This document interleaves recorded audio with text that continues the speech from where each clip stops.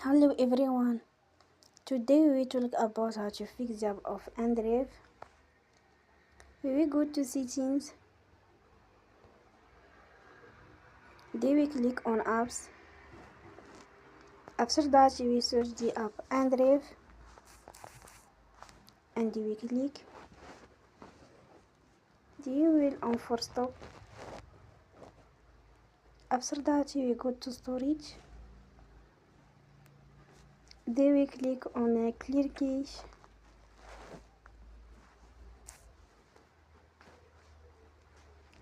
In the end, turn off your phone and you will restart your phone again.